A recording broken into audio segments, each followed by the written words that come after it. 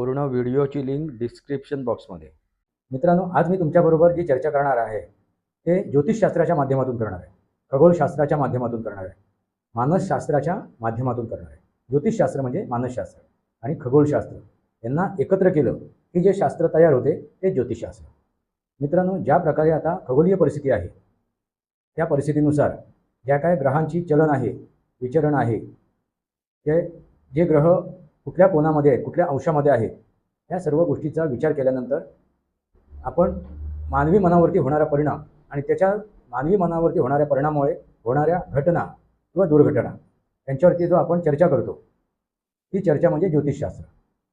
मित्रांनो, देशांच्या ज्या कुंडली आहेत, विविध देशांच्या कुंडली किंवा व्यक्तींच्या कुंडली यांचा जर अभ्यास केला, याचा जर विचार केला तर तुम्हाला त्यानुसार त्यांचं भविष्य आणि वर्तमान हे समजते. म्हणजे वर्तमान कळलं की भविष्य कळते.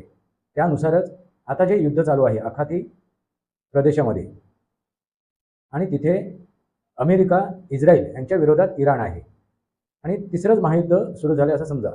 तसं बघायला गेलं तर तिसऱ्या महायुद्धाला कधीच तोंड फुटलेलं आहे आणि त्या दरम्यान अनेक युद्ध सुरू झाले आहेत आणि सुरूसुद्धा आहेत.